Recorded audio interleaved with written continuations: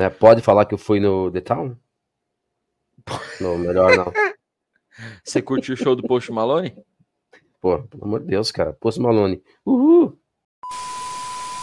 Beleza, pessoal? Sejam bem-vindos ao canal. Este é mais um Mundo Metal Resenha. Dessa vez, vamos trazer uma análise sobre o mais novo trabalho de estúdio dos alemães do Primal Fear. O disco acabou de sair do forno, foi lançado no último dia 1º de setembro e você vai ficar sabendo de tudo sobre Code Red. Eu sou o Fábio Reis, esse é meu grande brother Gigio Vieira e depois da nossa vinheta vamos falar sobre Primal Fear. Fica aí!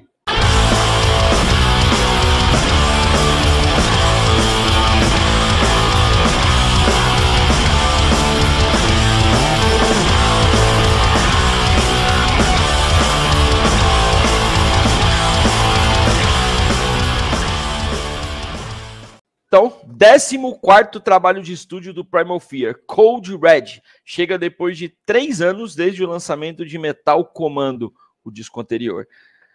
Quem acompanha a banda sabe que o Matt Sinner, baixista e um dos membros fundadores, teve alguns problemas meio graves até de saúde. A banda, inclusive, chegou a soltar uma nota onde avisava aos fãs que daria uma parada por tempo indeterminado para cuidar de problemas de saúde de um dos integrantes. Não foram dadas ali muitas informações, mas a gente soube mais para frente que a coisa foi pesada. Esse retorno com Code Red até pegou a galera meio de surpresa, né? O Matt Sinner, ele tinha feito alguns tweets, uns posts no perfil dele ali no Facebook, e estava meio claro que ele estava indo em processo de recuperação e provavelmente foi alguma doença que não estava sendo muito fácil de lidar. Enfim, se você assistir os videoclipes de Another Hero e Deep in the Night, vai notar duas coisas. Uma é a ausência do guitarrista Magnus Carlsson. Ele gravou o disco, mas não participou dos videoclipes. E a outra é a condição de saúde do Matt Sinner. Dá para notar que ele está bem debilitado. Para quem já viu aí antes as performances do Matt Sinner, vê ele ali estático, sem se mexer muito, sem agitar, sem cantar junto. Somente a presença dele ali para dizer, olha, tô aqui, é meio deprimente, mas a gente entende que a vontade dele, da banda, precisa ser respeitada. Se eles acham que é o momento de lançar o disco, quem somos nós para dizer que não? Não é isso, Didio? Exatamente, cara, concordo plenamente. E confesso que realmente foi meio surpresa, porque de repente o álbum, né, saiu primeiro a capa ali e já a data do lançamento. E como você falou, as notícias não eram nada boas, né?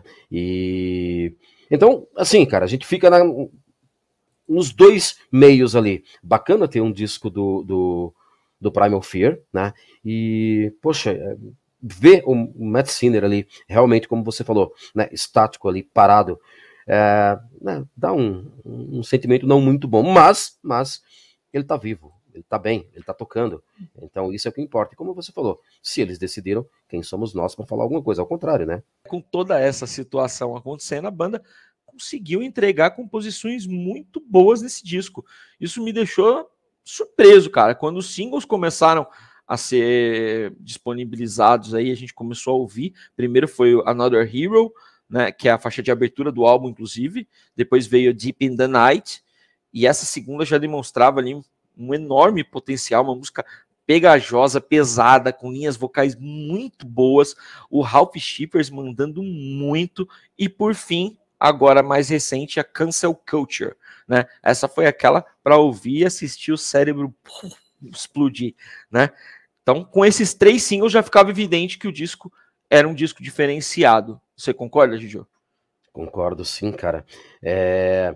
Tem aquele problema que a gente já falou anteriormente, né? Quando o disco, ou melhor, quando os singles são muito bons, você fica meio feliz de um lado, mas você fica naquela, será que essas músicas são as melhores do disco? Né? E aí, você fica meio com essa pulga atrás da orelha, né? Então, eu, sinceramente, pensei nisso. Falei, cara, até agora 3 singles excelentes, e a palavra é essa, excelentes, cara, não são medianos, são excelentes, todos, assim, todos. É uma trilogia perfeita de singles, né? E isso me causou uma curiosidade, como será as demais? Um disco com 11 faixas, nós tínhamos 8 aí ainda disponíveis, né? E eu pensei, o que será que a gente vai ouvir nessas 8 faixas? Bom, a gente vai falar disso depois. Exatamente. Vamos falar um pouquinho da cancel culture, Gigi. Eu acho que essa música ela vale ser pontuada aqui. É uma faixa polêmica, uma baita crítica, né? A tal da cultura do cancelamento e um posicionamento muito corajoso, muito inteligente, inclusive, da banda. No refrão, eles chegam a dizer que a maldição da cultura do cancelamento pode significar a queda da democracia. Vai vendo. É uma letra política e bem assertiva, né? Eu particularmente acho essa cultura do cancelamento uma das coisas mais imbecis que eu presenciei o surgimento. Geralmente é uma ação em bando organizada por um punhado de covardes que se submetem às vontades de outro punhado de covardes. Eu devo lembrar, né, que vivemos em sociedade, né, Gigi? Existem leis, regras, códigos penais, os crimes são todos tipificados nesses códigos penais, e as pessoas que cometem crimes ou são acusadas de terem cometido crimes passam por um processo legal. As pessoas possuem o direito constitucional intransponível chamado presunção de inocência. Certo? Isso é, todo mundo é inocente até que se prove o contrário. Quem é acusado, a não ser que tenha sido pego em flagrante, né, vai responder um processo e vai ter direito à defesa, vai passar por um processo de investigação, apuração de fatos. Caso de culpa, vai receber uma pena adequada e vai cumprir essa pena também de uma forma adequada. Não é um idiota qualquer atrás de uma tela de computador que decide quem é culpado ou inocente e qual pena deve ser aplicada ou não. Então, essa cultura do cancelamento é apenas uma arma usada para assassinar reputações. Em algum momento isso pode ter sido usado contra alguém que realmente fez alguma cagada? Até pode. Mas como eu disse, quem decide se alguém é culpado ou inocente é um magistrado e não um Zé Mané qualquer que fica atrás do PC cagando regra. Cara, eu não tenho mais nada para dizer depois do que você disse. Só digo, a única coisa que eu tenho para acrescentar é dizer o seguinte: essa galerinha que quer mudar o mundo é a mesma que não consegue lavar as próprias meias e cuecas. Sem mais. Musicão, tema foda, execução melhor ainda. Parabéns ao Primal Fear pela cancel culture. Sim, que coragem que os caras tiveram. Aliás, que eu gostaria que isso daí fosse um pavio, saca? Tipo, que viessem mais bandas com essa coragem que o Primal Fear teve de realmente de enfiar o dedo na ferida e falar o que eles pensam e o que eles acham, né? Que eu acho que, na verdade, sem medo.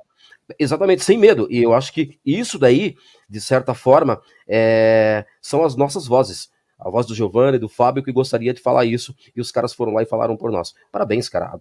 Até aí, eu acho que a banda já merece... Essa música realmente ela foi no alvo ali, um tiro certeiro no alvo. Com certeza. Vamos falar um pouquinho sobre a musicalidade desse álbum. Eu, como fã do Primal Fear, desde o primeiro disco deles lá em 1997, eu percebi que eles deram uma boa repaginada nesse novo álbum. Não perderam as principais características, mas trouxeram alguns elementos novos muito legais. Nesse álbum você quase não vê mais aquele heavy metal estilo Judas Priest, né? Eu acho que só a Raged by Pain, se eu não me engano, que é esse estilo, né? Também não tem mais aqueles powers na velocidade da luz, mesmo na Cancel Culture, que é a mais rápida do álbum. Sim. Ela é diferente, o andamento dela é diferente do que eles faziam anteriormente, né? Então, eu achei que eles deram uma expandida monstruosa na sonoridade. Os vocais do Ralph também mais contidos, mas ele sobe quando precisa. Cara, canta muito, né? Então, cara, eu queria que você falasse um pouco sobre essa mudança de sonoridade que caiu muito legal. Sim. Eu acho que a palavra é equilíbrio, né?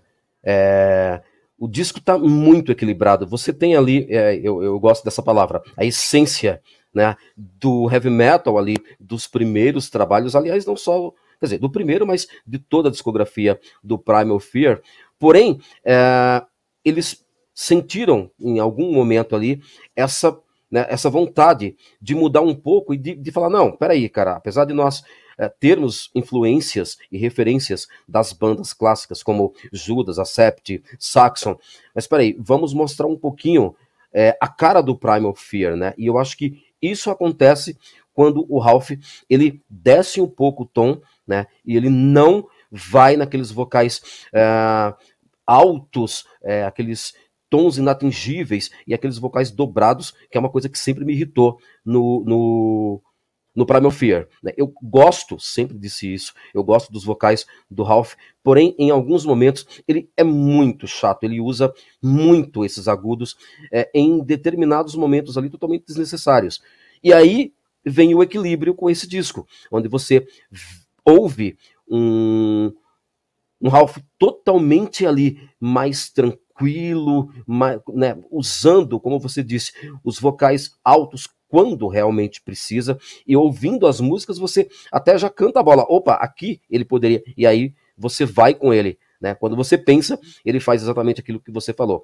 E aí quando você fala, aqui ele deveria, ele também faz isso. Ele desce e sobe ali numa simplicidade assim ímpar, e o resultado, cara, é um disco com vocais que em alguns momentos, eu sei que você talvez não acredite, mas eu vou, aliás, não concorde, mas eu vou te dizer que em alguns momentos, Fábio, sabe quem ele me lembrou, cara? Quem? O DC Cooper da época do Silent Force. Cara, faz sentido sim. Né? Então é isso, cara, de fato, foi uma mudança, para mim, pelo menos, muito bem feita, cara. Muito bem feita mesmo. Eu senti também, Gijo, que os sons, eles estão mais trabalhados. Eles são mais cadenciados, e em todas as músicas você percebe assim, um capricho enorme para apresentar para o fã uma construção de faixa que vale a pena ser ouvida, ser admirada. Você saca que as músicas não foram criadas ali a esmo, naquele esquema repetição de fórmulas, e não tem músicas no tracklist que são tipo para encher linguiça, saca?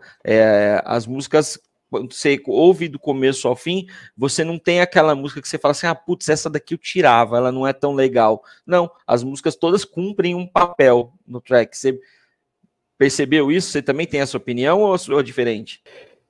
Não, eu concordo, eu tenho a mesma opinião que você. E aliás, cara, uma das faixas que me chamou a atenção ali, depois eu vou falar qual lembrou Pode falar. até. Pode falar? Então vamos lá, Pode cara, falar. vamos lá. Manda bala. Their Gods Have Failed. Cara, isso aí eu achei totalmente Avantasia, sabe? Ela tem uma construção muito bem feita, em alguns momentos ali, a impressão, eu não sei, né, se o Tobias Summit tem alguma coisa a ver com o Primal Fear, sei lá, no sentido de amizade, mas a impressão que eu tenho é que o Tobias Summit escreveu isso daí, entregou pro Ralph e pro Matt Sinner e falou, cara, isso aqui é um presente para vocês. Porque, cara, é totalmente Avantasia, principalmente do primeiro trabalho ali. Então, assim, você já percebe aí uma maturidade enorme também na construção das músicas, que é o que você falou. Eles fazem o mesmo heavy metal, o mesmo power metal, porém, eles conseguem não fazer aquelas repetições, né? Então as músicas estão mais encorpadas, né? Os trabalhos de guitarras muito bem sincronizados ali, né? O baixo, então, pelo amor de Deus, né? O Matt Sinner dá uma aula de baixo, e o Mike Were, cara, esse cara é um absurdo, e aí eu volto um pouquinho na resenha que nós fizemos do Overkill, quando eu disse que o Overkill tem um line-up perfeito, cara. Eu pego essa frase emprestada para dizer que o Primal Fear é hoje uma das bandas com uma formação assim absurda, cara, monstruosa. Só para deixar a galera então antenada, é o Matt Sinner no baixo, o Tom Naumann, o Magnus Carlson e o Alex Peyrot nas guitarras, são 3 guitarristas, o Michael Were na bateria e o Ralph Shippers nos vocais. Não, eu só queria dizer o seguinte, você notou que eu tô tecendo elogios a dar um pau para meu filho, até né, cara? Esquisito e tal, mas o disco merece, né? Eu tô me achando estranho, mas tudo bem, normal. Então vamos lá, ó. Fora os singles que a gente mencionou, fora essa outra música que você mencionou, eu ainda gostei muito da Bring That Noise. Essa eu achei ela bem diferente da pegada do Primal Fear e me cativou logo de cara. Então, gostei pra caramba. Curti muito a Play a Song. Essa, eu acho que ela deve ter a ver com o estado de saúde do Matt Sinner. Pelo que eu notei ouvindo a música, eu não peguei a letra, mas pelo que eu consegui traduzir ouvindo, a mensagem é algo assim como: não importa o que aconteceu ou o que vai acontecer, apenas toque uma música para eu curtir, sabe? Bem bacana a mensagem. Então, eu acredito que tem a ver com o estado do Matt Sinner. Outra que eu destaco é a grudenta do World is on Fire. Que refrão legal, daqueles para cantar junto com o punho pro alto. E, cara, gostei muito da balada, a Forever. Desde o primeiro disco que eu espero eles gravarem uma balada que eu curta tanto quanto eu gosto da Tears of Rage, que é do primeiro álbum, né? E eles gravaram algumas até bem legais, cara. Mas que eu gosto de cara, assim, acho que essa é a primeira. Desde a Tears of Rage, essa é a primeira. As outras eu tive que ir ouvindo e tal para ir acostumando. Essa eu já gostei de cara. Achei muito boa. Pois é, quando eu vi o título Forever, por um momento me passou na cabeça assim, cara, isso tem cara de Stratovarius, né? E aí eu pensei na baladinha Forever do Stratovarius, né? E quando eu ouvi, cara, eu fiquei, cara, assim, totalmente impactado com a perfeição dessa música. Ela é simplesmente belíssima, cara. Ela tem, assim, como é que eu poderia te dizer, cara? Cara, ela tem um sincronismo perfeito. Tudo é muito bem feito, né? Não tem como você dizer, não faltou nada ali. Um refrão espetacular, violinos, piano, cara. Interpretação do Ralph Shippers, assim. Sim, maravilhoso, né, cara? Maravilhoso. E, cara, uma que me chamou muita atenção também, e aí eu acho que você vai concordar comigo, a Raided by Pain. E por que você vai concordar comigo? Me diz se ouvindo as guitarras, isso não lembra o Legacy of Kings do Hammerfall, tá? Ouve atentamente, eu achei isso muito Hammerfall.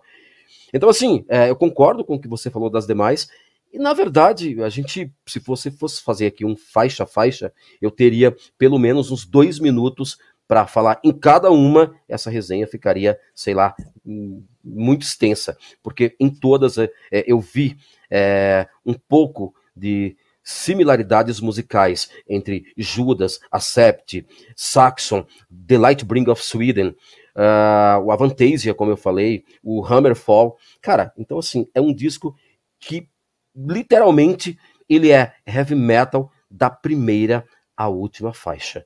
Simples.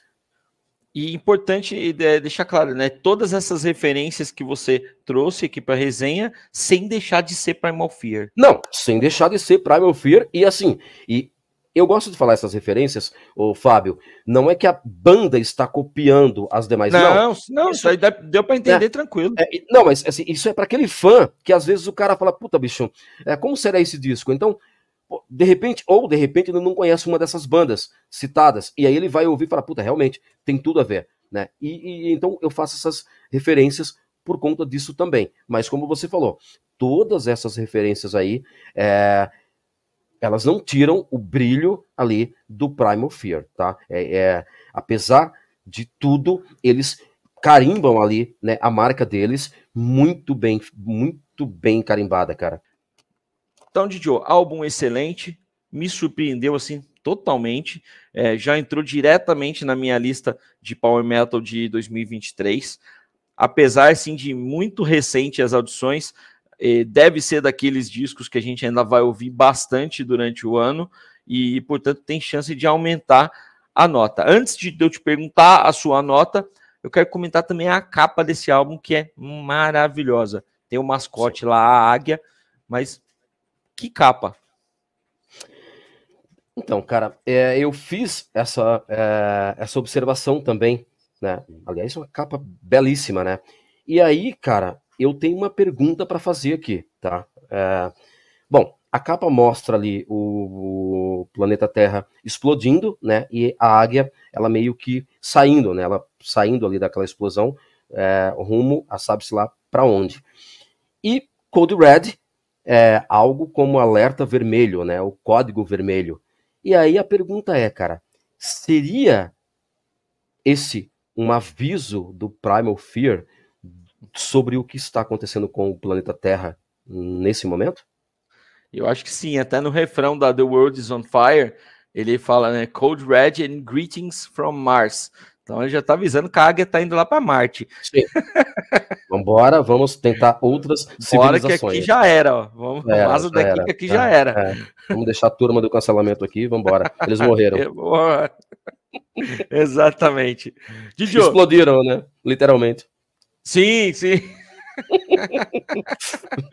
Didio, nota para Code Red. Qual que é a sua nota? Sem pensar muito, 9,4. Porra. Eu vou ser bem conservador nessa nota, porque eu dei nota 9 pro Archon Angel. E por enquanto, de repente até o final do ano pode ser que sim. Por enquanto eu acho que ele não supera o Archon Angel ainda. Como eu dei 9 pro Archon Angel, 8,9 pro Primal Fear. Mas de repente até o final do ano, aí que ele passa na Tudo frente. Pode mudar, ser. né? Tudo pode acontecer. Pode mudar. Eu acho que nós temos aí um sério candidato a melhor disco do ano de Power Metal, cara. Pra mim, minha opinião, tem ok? Tem sim. Tá bem bacana. Você que não ouviu aí o disco, pega aí essa recomendação e vai ouvir que merece muito. E a gente logo mais está de volta aí. Eu creio que domingo tem resenha nova aí. Não vou dizer qual que é, vou deixar vocês na curiosidade, obviamente. Mas a gente está gravando aí cerca de 2 a 3 resenhas por semana. Então fica ligeiro aqui no canal. Mas a gente pode deixar, pode dar uma pista, cara. Aliás, uma pista muito inteligente. É uma banda americana. Ou não. Galera, fica com a gente aí. Dá uma olhada nos outros vídeos do canal. Até mais. É isso aí.